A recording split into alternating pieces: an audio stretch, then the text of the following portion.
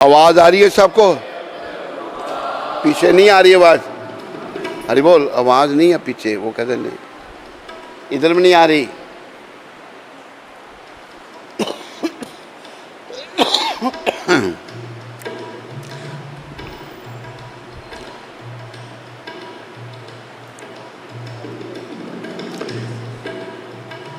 जय जय जय प्रभुपाद। आ रही है अब? ऐसे ही रखो, बोलो, छेड़ेगा ना कोई भी अभी। जय जय जय प्रभुपाद।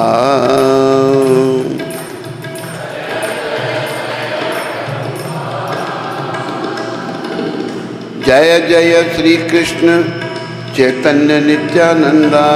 जय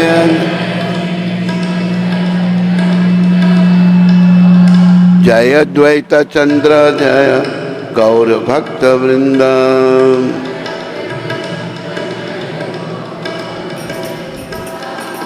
जय जय श्री कृष्ण चैतन्य नित्यानंदा।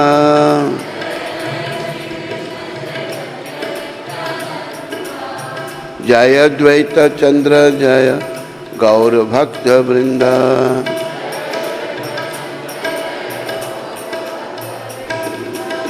श्री राम जय राम जय जय राम। श्री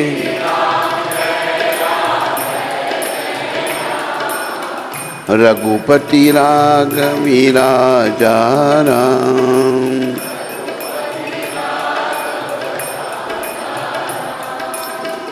पतिता पावन सीताराम।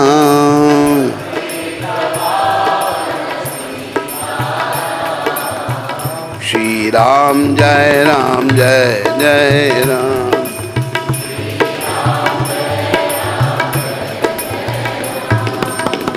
श्री राम जय जय राम।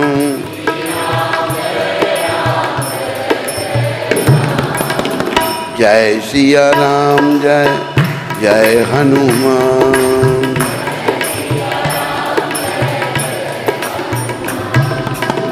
रघुपति राघवी राजा राम।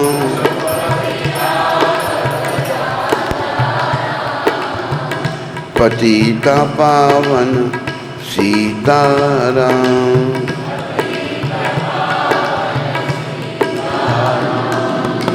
बोलो सीताराम लक्ष्मण हनुमान की जय।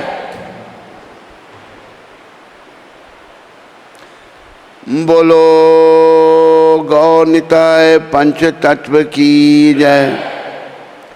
बोलो उन सबके देने वाले पतित पावन श्रील प्रभुपाद की जय। तो आज प्रभुपाद कृपा से और हनुमान जी की कृपा से राम कथा का छठा दिन है। आओ पहले राम भक्त श्री हनुमान जी के चरणों में प्रार्थना कर लें। श्री गुरु चरण सरोज रज निज मन मुकुर सुधारी। वरनो रघुबर विमल जश योदायक फलचार। बुद्धिहीन तनु जानिके सिमरो पवन कुमार। बल बुद्धि विद्या देहो मोहे हरहु क्लेश विकार। जय हनुमान ज्ञान गुण जय कपीस तेह लोक। रामदूत अतुलित बल अंजनी पुत्र पवन। महावीर विक्रम बल कुमति निवार सुमति के। कंचन बरन विराज कानन कुंडल कुंज। हाथ वज्र और ध्वजा भी कांधे मूंज जनेऊ। शंकर सुमन केस तेज प्रताप महा, विद्यावान गुणी अति, राम काज करिवे को, प्रभु चरित सुनिवे को रस, राम लखन सीता मन, सूक्ष्म रूप धरि सिय ही दिखा, विकट रूप धरि लंक, भीम रूप धरि असुर संग, रामचंद्र के काज लाय सजीवन लखन जिया, श्री रघुवीर हर्षे, रघुपति कीनी बहुत बल, तुम मम प्रिय भरत, सहस बदन तुम रोजस, अस कहि श्रीपति कंठ, शंकादिक ब्रह्मादि मुनि, नारद सारद सहज, यम कुबेर दिगपाल, कवि कोविद कहि सके का, तुम उपकार सग्रीव हैं, राम मिलाए राजपद, तुमरो मंत्र भविष्य, लंकेश्वर भय सब जग, तुमरो मंत्र भविष्य मान, लंकेश्वर भय सब जग, युग सहस्त्र जो जन पर, लियो ताहि मधुर, प्रभु मुद्रिका मेल सुखम, जल्द लांग गए अचल, दुर्गम काज जगत के जी, सुगम अनुग्रह तुम, राम द्वारे तुमर, होत न आज्ञा बिनु, सब सुख लगे तुम्हारी, तुम रक्षक काहू को, आपन तेज समार, तीनों लोक हाँकते का, भूत पिशाच निकट नहीं, महावीर जब नाम सुन, नासे रोग हरे सब, जपत निरंतर हनुमत, संकट से हनुमान छुड़ा, मन क्रम वचन ध्यान जोड़, सब पर राम तपस्वी, जिनके काज सकल तुम, और मनोरथ जो कोई, सोई अमित जीवन पर, चारों युग प्रताप तुम्हारा, है प्रसिद्ध जगत उजया, साधु संत के तुम रख, असुर निकंदन राम, अष्ट सिद्धि नवनिधि के, असवर दीन जानकी, कुपथ के, तुमरे भजन राम को पाम, जन्म जन्म के दुख विष, अंत काल रघुपुर पर, जहाँ जन्म हरि भक्त का, और देवता चितनाद, हनुमत से ही सर्व, संकट कटे मिटे सब, जो सुमरे हनुमत, जय जय जय हनुमान, कृपा करो गुरुदेव, जो सठ बार पाठ कर, छूटे बंदे महासुख, जो जय पड़े हनुमान, ओसे दिशा की, तुलसीदास सदा हरि, कीजे नाथ हृदय, पवन तने संकट हर, मंगल मूर्ति रूप, राम लखन सीता हृदय बसो, सियावर रामचंद्र की, राधावर कृष्ण चंद्र की, पवन सुत हनुमान, बोलो भाई सब संतन की, बोलो भाई सब भक्तन की।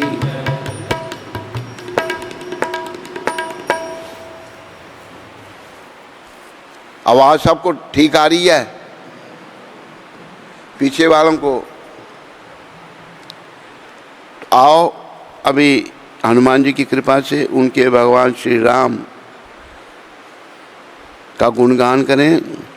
श्री रामचंद्र पालु भजमान हरन भव दारुण नव कंच लोचन कंच कर कंच पद कंचा कंदर्प आगे अमित शब नील नील सुंदरम पटपीत मानो तड़त रुचि नोमि जनक सुधा भज दीन बंधु दने सुदान कंदनम रघुनंद आनंद कंद कौश चंद दशरथ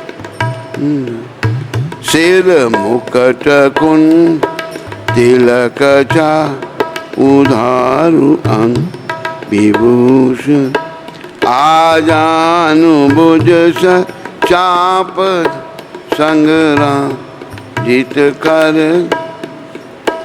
इति भजित तुलसी दास संग शेष मुनि रंजन ममई निवास करु कामादि खल भंजन मन जाहि राज मिलहि सोबर सहज सुंदर सांबरो करुणानी सुजान सी स्नेह जानत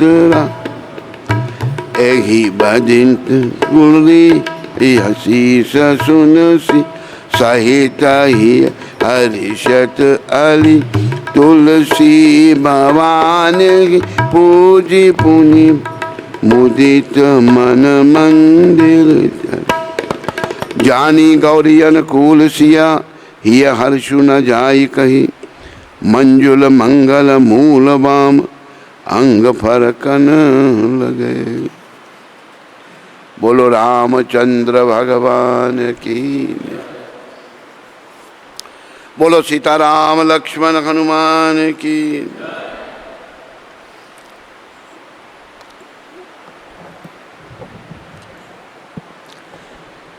श्री राम जय राम जय जय राम।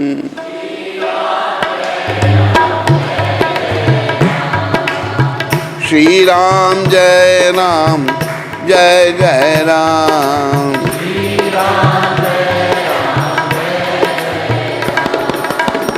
जय सिया राम जय जय हनुमान।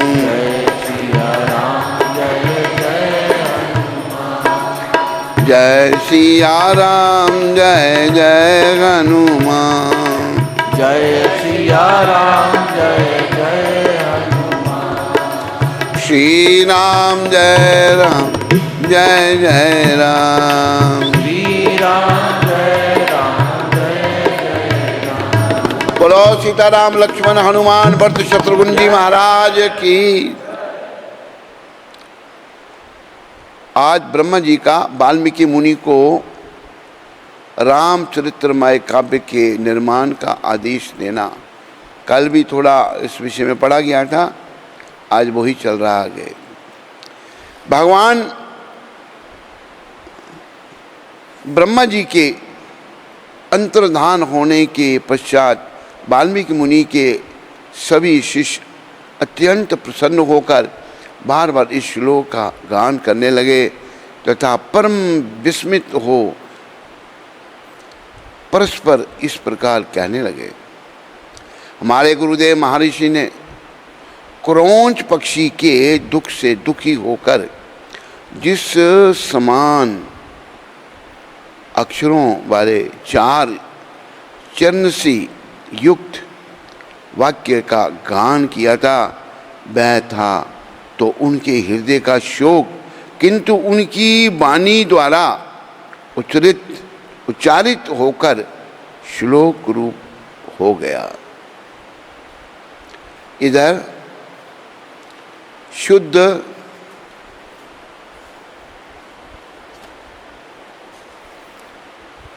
अंतःकरण वाले महर्षि वाल्मीकि के मन में यह विचार हुआ कि मैं ऐसे ही श्लोकों में संपूर्ण रामायण काव्य की रचना करूं।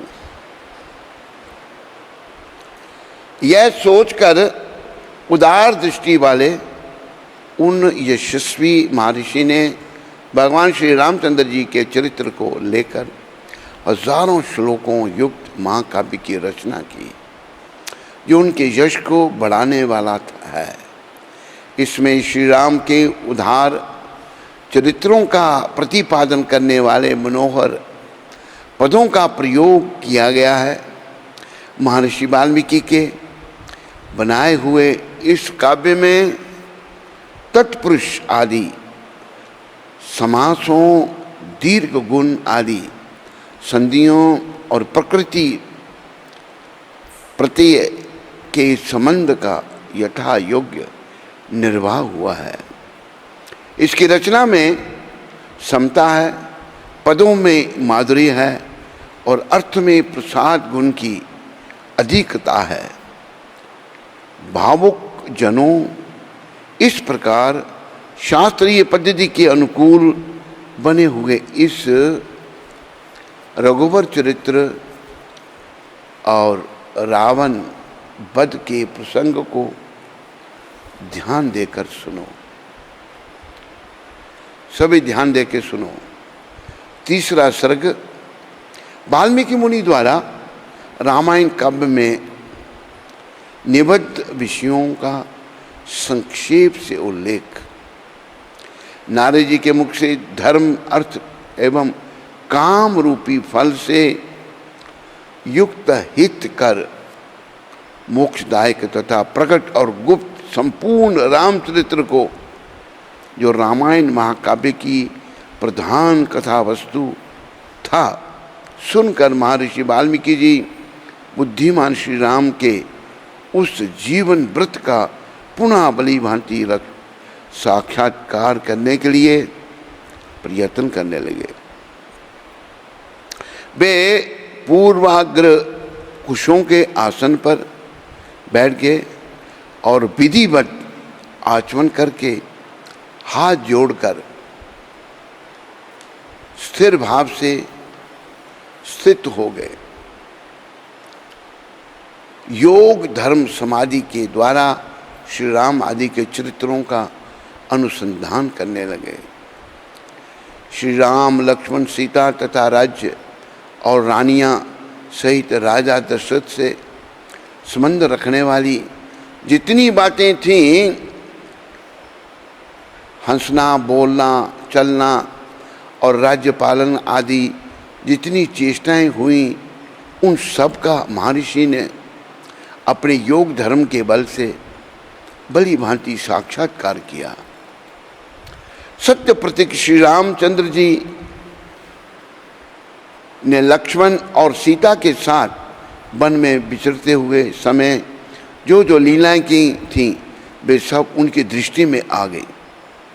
योग का आश्रय लेकर उन धर्मात्मा महर्षि ने पूर्व काल में जो जो घटनाएं घटित हुई थीं, उन सब को वहाँ हाथ पैर रखे हुए आंवले की तरह प्रत्यक्ष देखा।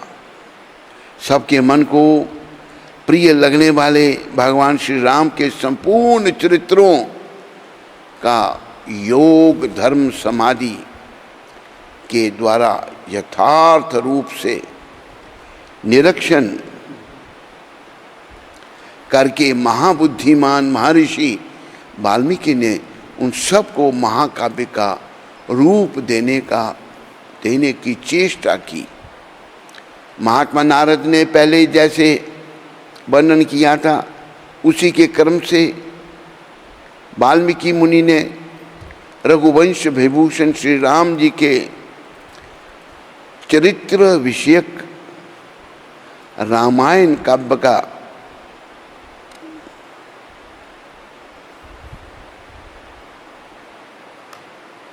निर्माण किया। जैसे समुद्र सब रत्नों की निधि है, उसी प्रकार यह महाकाव्य गुण, अलंकार एवं ध्वनि आदि रत्नों का भंडार है। इतना ही नहीं, यह संपूर्ण श्रुतियों के सारभूत अर्थ का प्रतिपादक है। प्रतिपादक होने के कारण सबके कानों को प्रिय लगने वाला तथा सभी के चित्त को आकृष्ट करने वाला है। चौथा सर्ग महर्षि वाल्मीकि का 24,000 श्लोकों से युक्त रामायण काव्य का निर्माण करके उसे लव कुश को पढ़ाना। मुनि मंडली में रामायण गान करके लव और कुश का प्रशंसित होना तथा अयोध्या में श्री राम द्वारा सम्मानित हो उन दोनों का राम दरबार में रामायण गान सुनाना। श्री रामचंद्र जी ने जब वन से लौटकर राज्य का शासन अपने हाथ में ले लिया, उसके बाद भगवान वाल्मीकि मुनि ने उनके संपूर्ण चरित्र के आधार पर विचित्र पद और अर्थ से युक्त रामायण काव्य का निर्माण किया। इसमें महर्षि ने 24,000 श्लोक, 500 सर्ग तथा उत्तर सहित 7 कांडों का प्रतिपादन किया। भविष्य तथा उत्तरकांड सहित समस्त रामायण पूर्ण कर लेने के पश्चात समर्थशाली महाज्ञानी महर्षि ने सोचा कि कौन ऐसा शक्तिशाली पुरुष होगा जो इस महाकाव्य को पढ़कर जन समुदाय में सुना सके। शुद्ध अंतःकरण वाले उन महर्षि के इस प्रकार विचार करते मुनि वेश में रहने वाले राजकुमार कुश और लव ने आकर उनके चरणों में प्रणाम किया। राजकुमार कुश और लव दोनों भाई धर्म के ज्ञाता और यशस्वी थे। उनका स्वर बड़ा ही मधुर था और वे मुनि के आश्रम पर ही रहते थे। उनकी धारण शक्ति अद्भुत थी और वे दोनों ही वेदों में पारंगत हो चुके थे। भगवान वाल्मीकि ने उनकी ओर देखा और उन्हें सुयोग समझकर उत्तम व्रत का पालन करने वाला उन महर्षि ने वेदार्थ का विस्तार के साथ ज्ञान कराने के लिए उन्हें सीता के चरित्र से युक्त संपूर्ण रामायण नामक महाकाव्य का, जिसका दूसरा नाम पुलस्त बद्ध अथवा दशानन बद्ध था, अध्ययन कराया। वह महाकाव्य पढ़ने और गाने में भी मधुर, द्रुत, माध्य और विलंबित, इन तीनों गतियों से अन्वित, षड्ज आदि 7 स्वरों से युक्त बीना बजाकर स्वर और ताल के साथ गाने योग्य तथा श्रृंगार, करुण, हास्य, रौद्र, भयानक तथा वीर आदि सभी रसों से अनुप्राणित है। दोनों भाई कुश और लव उस महाकाव्य को पढ़कर उसका गान करने लगे। वे दोनों भाई गंधर्व विद्या, संगीत शास्त्र के तत्वज्ञ, स्थान और मूर्छना के जानकर मधुर स्वर से संपन्न तथा गंधर्वों के समान मनोहर रूप वाले थे। सुंदर रूप और शुभ लक्षण उनकी सहज सम्मति थे। वे दोनों भाई बड़े मधुर स्वर से वार्तालाप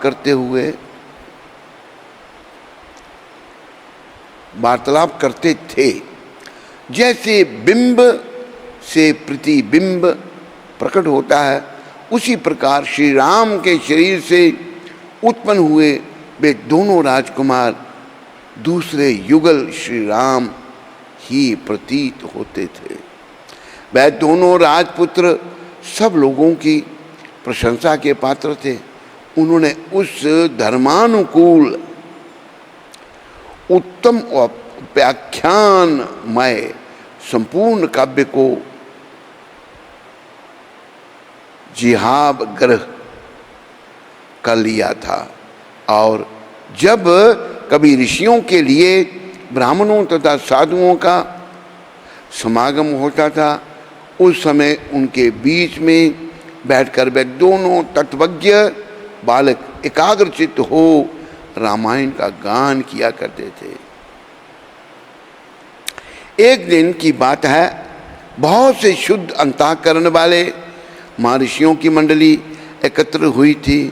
उसमें महान सौभाग्यशाली तथा समस्त शुभ लक्षणों से सुशोभित महामनस्वी कुश और लव भी उपस्थित थे। उन्होंने बीच सभा में उन महात्माओं के समीप बैठकर उस रामायण काव्य का गान किया। उसे सुनकर सभी मुनियों के नेत्रों में आंसू भर आए और वे अत्यंत विस्मय विमुग्ध होकर उन्हें साधुवाद देने लगे। मुनि धर्म वत्सल तो होते ही हैं, वह धार्मिक व्याख्यान सुनकर उन सब के मन में बड़ी प्रसन्नता हुई। वे रामायण कथा के गायक कुमार कुश और लव को, जो प्रशंसा के ही योग्य थे, इस प्रकार प्रशंसा करने लगे। ओहो, इन बालकों के गीत में कितना माधुर्य है। श्लोकों की मधुरता तो और भी अद्भुत है। यद्यपि इस काव्य में वर्णित घटना बहुत दिनों पहले हो चुकी है, तो भी इन दोनों बालकों ने इस सभा में प्रवेश करके एक साथ ऐसे सुंदर भाव से स्वर संपन्न राग युक्त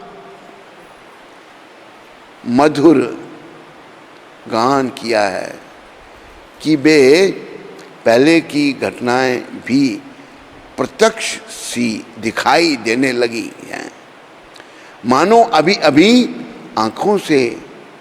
आंखों के सामने घटित हो रही हों। इस प्रकार उत्तम तपस्या से युक्त महर्षि उन दोनों कुमारों की प्रशंसा करते और वे उनसे प्रशंसित होकर अत्यंत मधुर राग से रामायण का गान करते थे। उनके गान से संतुष्ट हुए किसी मुनि ने उठकर उन्हें पुरस्कार के रूप में एक कलश प्रदान किया। किसी दूसरे महायशस्वी महर्षि ने प्रसन्न होकर उन दोनों को वलकल वस्त्र दिया। किसी ने काला मृगचरम भेंट किया तो किसी ने यज्ञोपवीत, एक ने कमंडलू दिया तो दूसरे महामुनि ने मुंज की मेखला भेंट की। तीसरे ने आसन और चौथे ने कोपीन प्रदान किया। किसी अन्य मुनि ने हर्ष में भरकर उन दोनों बालकों के लिए कुठार अर्पित किया। किसी ने गेरुआ वस्त्र दिया तो किसी मुनि ने चीर भेंट किया, किसी दूसरे ने आनंद मगन होकर जटा बांधने के लिए रस्सी दी तो किसी ने सिमदा बांधकर लाने के लिए डोरी प्रदान की। एक ऋषि ने यज्ञ पात्र दिया तो दूसरे ने काष्ठ भार समर्पित किया। किसी ने गुल्लल की लकड़ी का बना हुआ पीड़ा अर्पित किया।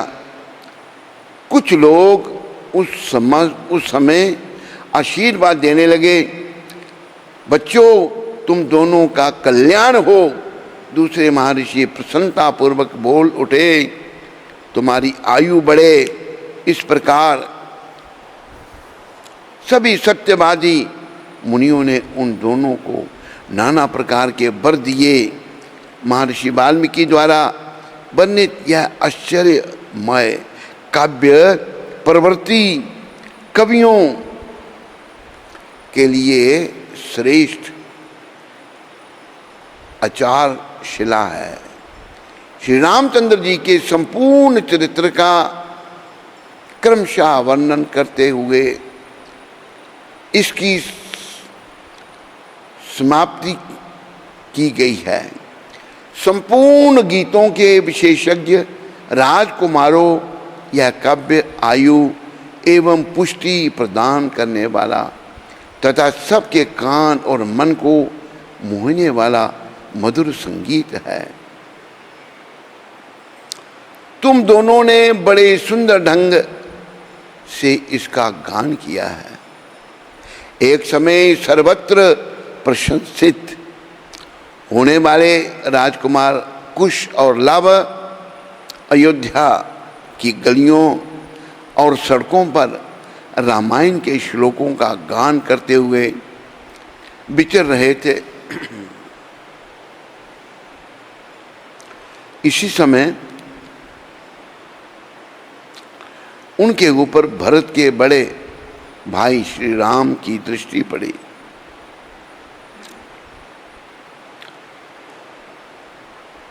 उन्होंने उन समादर योग्य बंधुओं को अपने घर बुलाकर उनका यथोचित सम्मान किया। तदंतर शत्रुओं का संहार करने वाले श्री राम स्वर्णमय दिव्य सिंहासन पर विराजमान हुए। उनके मंत्री और भाई भी उनके पास ही बैठे थे।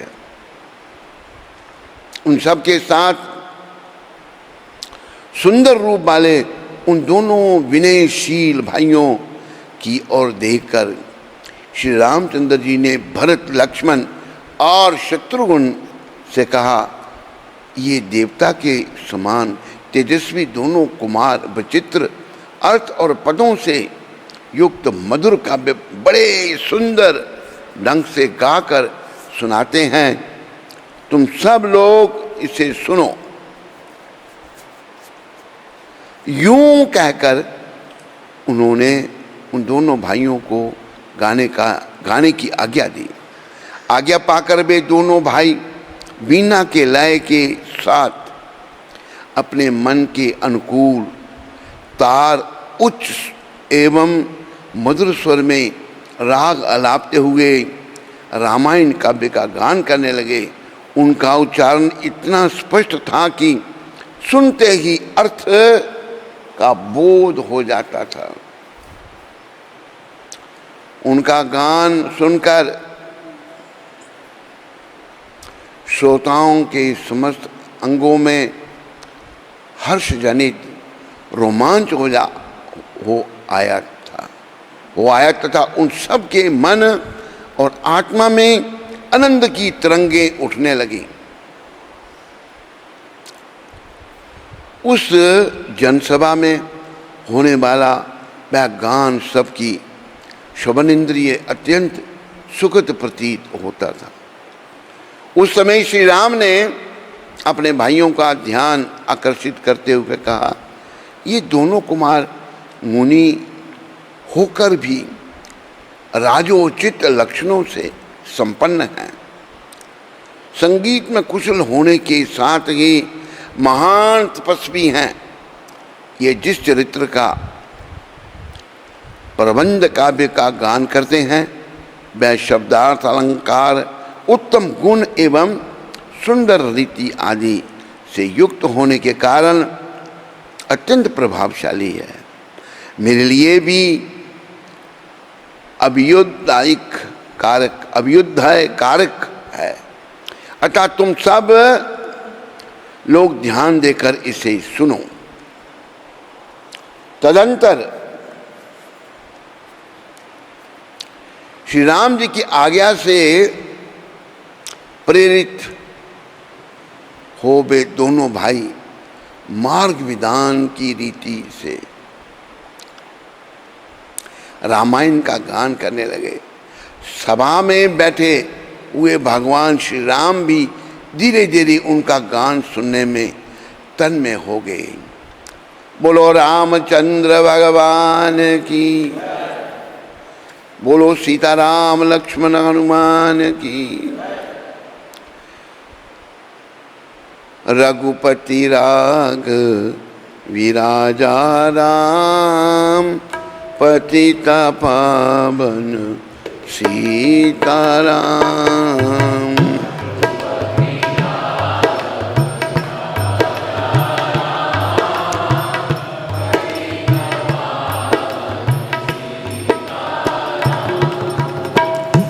सीताराम सीताराम भज प्यारे तू सीताराम।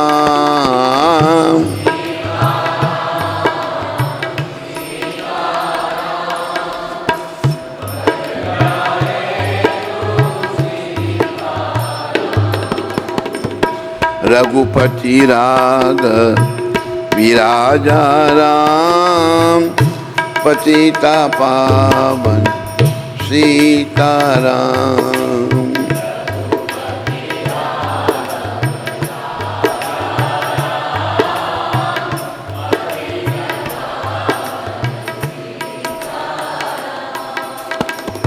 कौशल्या के प्यारे राम, दशरथ राज दुलारे राम।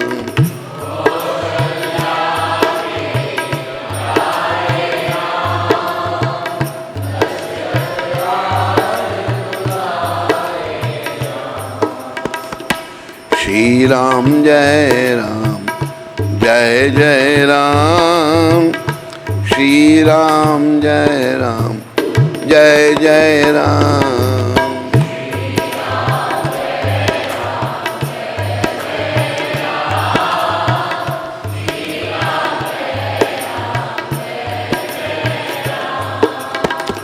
ताड़क वन में ताड़का मारी, गौतम नारी अहल्या तारी।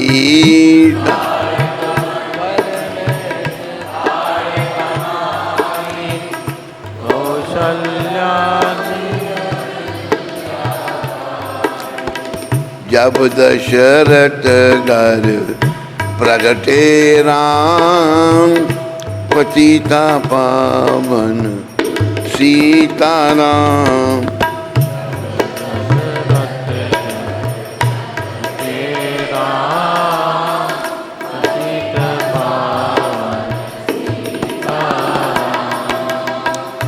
जनकपुरी में धनुष को तोड़ा, जनक सुता से नाता जोड़ा। जनकपुरी में जनक को तोड़ा, जनक सुता से नाता जोड़ा। कैसी सुंदर जोड़ी राम, पतिता पावन सीताराम। कैसी सुंदर जोड़ी राम पतित पावन सीताराम। राज तिलक की हुई तैयारी, कैकेयी ने सब बात बिगाड़ी।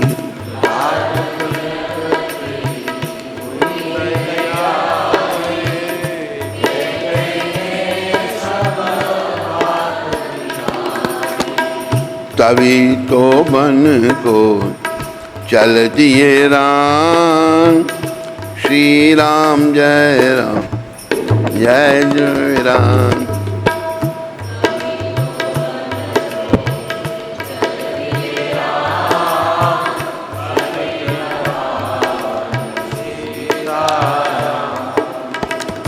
एक बात मैं आप सबको बताना चाहता हूँ, कैकेयी, सबको लगता है कैकेयी बहुत बुरी थी, लेकिन ये सत्य नहीं है। एक बार जब भगवान राम बाल रूप में थे, छोटे थे, रो रहे हैं, चुप नहीं कर रहे, तो कौशल्या मैया बड़ा प्रयास किया चुप कराने का। तब भगवान ने कहा, अगर तुम मुझे 14 वर्ष का वनवास दोगी तब मैं चुप होऊंगा। तब कौशल्या ने कहा, जिसे मैंने 28,000 सालों की तपस्या के बाद प्राप्त किया, मैं उसे कैसे वनवास दे सकती हूँ। भगवान रोते ही रहे। फिर कैकेयी ने गोद में लिया। कैकेयी ने पूछा, क्यों रो रहे हैं, क्या चाहिए आपको। तब राम जी ने कहा कि तुम मुझे 14 वर्ष का वनवास दोगी तब चुप होऊंगा। कैकेयी ने कहा, दूंगी। राम जी ने कहा कि तेरा सुहाग चला जाएगा। कहते, आप तो खुश रहेंगे ना। कोई भी अपनी बेटी का नाम कैकेयी नहीं रखेगा, कोई बात नहीं, आप खुश चाहिए। असल में राम जी की प्रसन्नता के लिए माता कैकेयी ने ऐसा किया था। अगर भगवान वनवास में नहीं जाते तो दुष्ट रावण का वध कैसे होता। रावण जो है बड़ा दुष्ट राक्षस था, उसने गौ ब्राह्मण को बड़ा कष्ट दिए रखा था। गौ ब्राह्मण बड़े दुखी थे रावण के उसमें। असल में कैकेयी का वर्णन आता है भक्तमाल में, बहुत बड़ी भक्त थी वो भगवान की।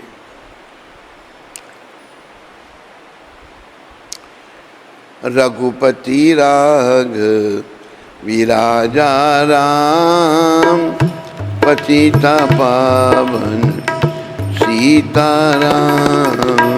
रघुपति राघव विराजा राम, पतित पावन सीताराम। पंचवटी में कुटी बनाई, शूर्पणखा की नाक उड़ाई। पंचवटी कुटी बनाई, शूर्पणखा की नाक उड़ाई। तभी खरदूषण मारे राम, पतिता पावन सीताराम। तब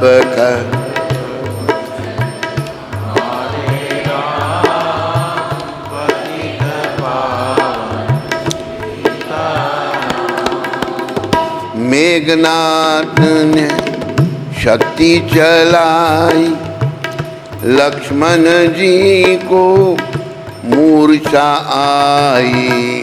मेघनाथ ने शक्ति चलाई, लक्ष्मण जी को मूर्छा। रावण मेघनाथ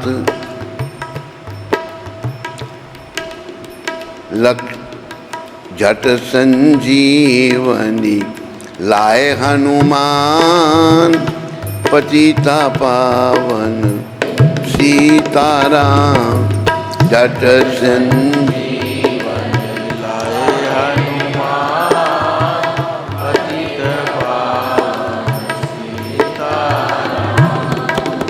श्री राम जय जय राम, जय हनुमान जय जय हनुमान। श्री राम जय जय राम, जय हनुमान जय जय। मेघनाथ कुंभ कर्ण को मारा, रावण का भी शीश उतारा।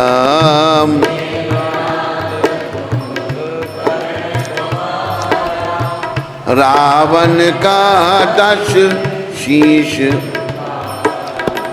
भरत लाल ने चिता बनाई, हनुमान जी ने खबर सुनाई।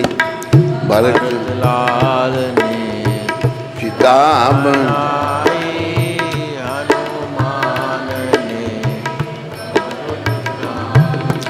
वन से आ गए भगवान, पतिता पावन सीताराम। वन से आ गए भगवान, पतित पावन सीताराम। श्री राम जय जय राम, श्री राम जय जय राम।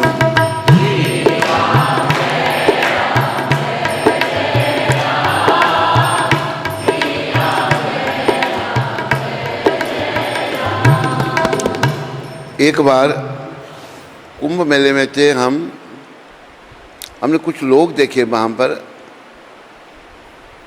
लोग क्या देखे, वो सारे शरीर पर राम राम लिखा है, मुंह पर भी सब राम राम राम, सब सारे शरीर पर, और बस राम राम ही बोलते रहते थे वो। तेरे मन में राम तन में राम, रोम रोम में राम रे।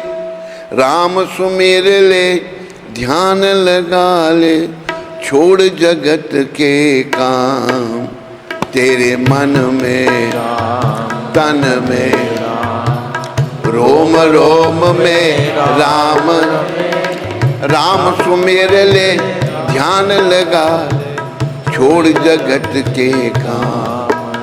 बोलो राम राम राम, बोलो राम बोलो राम राम राम, बोलो राम राम राम।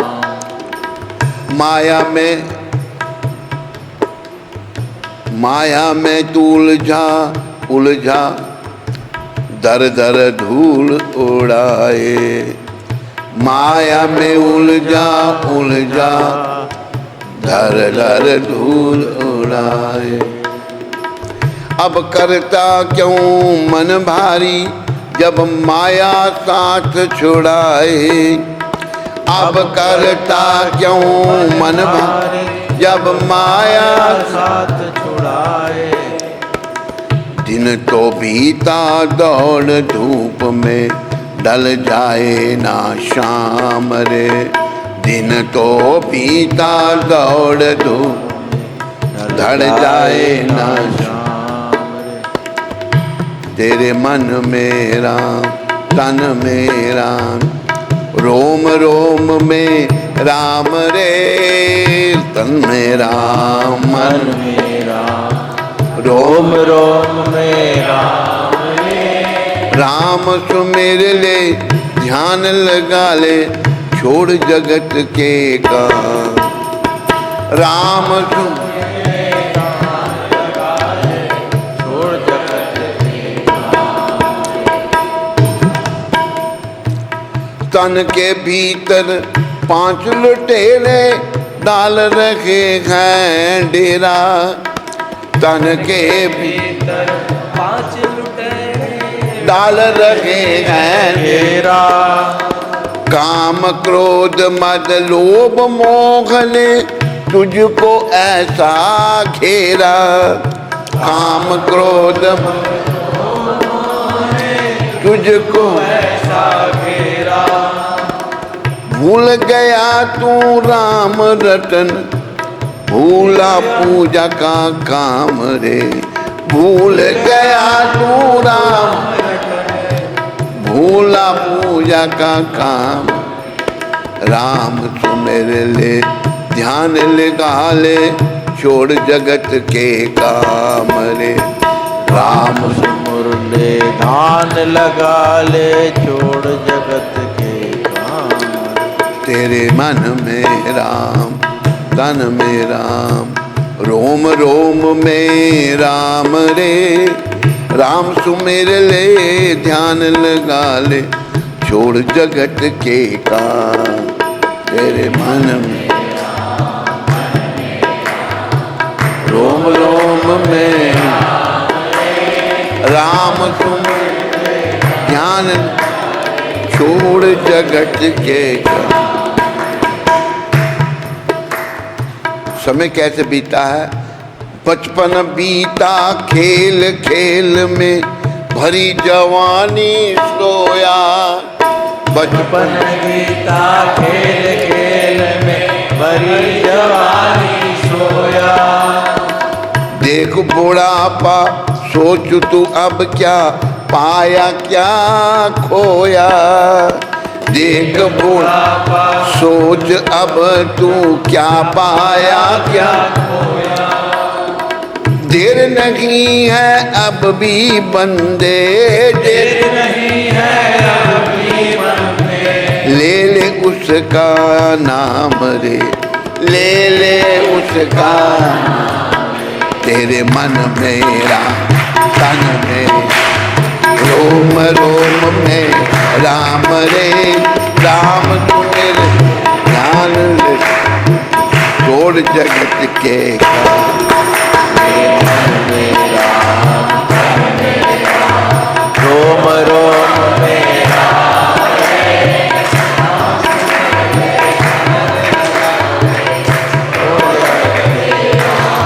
बोलो रामचंद्र भगवान की जय। बस भगवान का नाम जपो, बस यही सार है। भगवान को कभी मत भूलो, प्रयास करो हर समय उन्हें याद रखने का। बस बाकी सब मोह माया झूठी है। भगवान के भजन भक्ति में लग जाओ। हरे कृष्ण।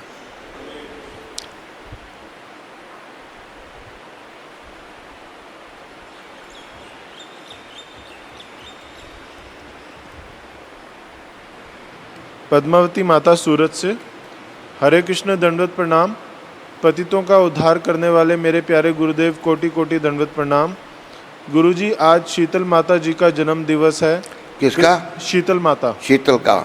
कृपया आप उनको आशीर्वाद देकर कृतार्थ करें। शीतल माता, मेरी शुभकामनाएं तेरे साथ में हैं। प्रभुपाद, नित्यानंद भगवान, गौर राधा कृष्ण तेरे पर कृपा करें और तुम्हें प्रेमा भक्ति का दान दें और तू भक्ति के कार्य करते रहे और भक्ति करते करते ही तेरा जीवन आगे बढ़े। हरे कृष्ण।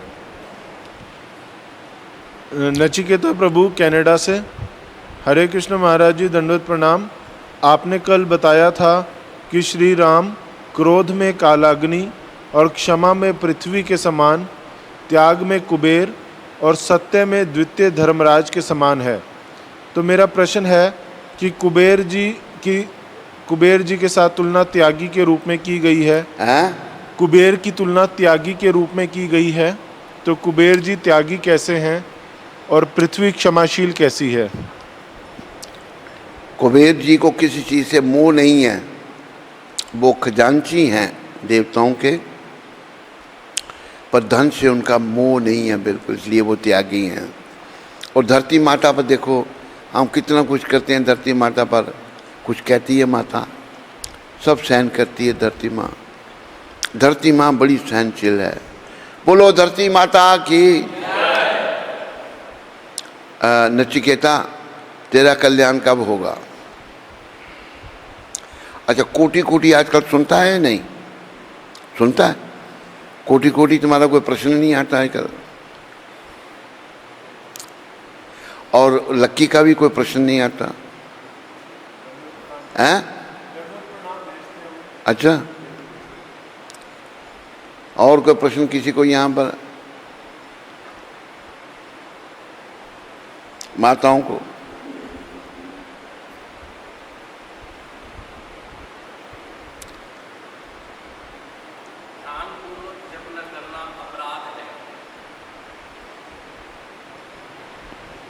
दंडवत प्रणाम महाराज जी। ध्यान पूर्वक जप न करना अपराध है, जबकि तुलसी मेरे राम को रीझ भजो या खीज, और एक और भी आप बोलते हैं कि उल्टा नाम जपत जग जाना। तो मैं जैसे कई बार जप करता हूँ तो कई बार ध्यान कई बार अक्सर ही जाता है और जगह, तो क्या वो अपराध की श्रेणी में आएगा? आपका जप करना अपराध की श्रेणी में? मतलब कई बार ध्यान, अक्सर ध्यान और कहीं जाता है नाम की जगह, तो क्या वो अपराध में आएगा? ऐसा है, इस विषय में प्रभुपाद जी ने कहा है, जब हम नए भक्त हैं तो अपराध युक्त ही नाम जपा जाएगा, धीरे धीरे ठीक होगा। वो धीरे धीरे क्लियरिंग स्टेज होगी, फिर रति भाव ऐसे आगे बढ़ेंगे। नाम हर हालत में जपना चाहिए। जैसे वाल्मीकि जी का उदाहरण आपने दिया, उल्टा उन्होंने वो राम शब्द भी उच्चारण नहीं किया, वो मरा मरा कहते थे। उल्टा नाम जपत जग जाना, वाल्मीकि बे ब्रह्म समाना, वो ब्रह्म के समान हो गए।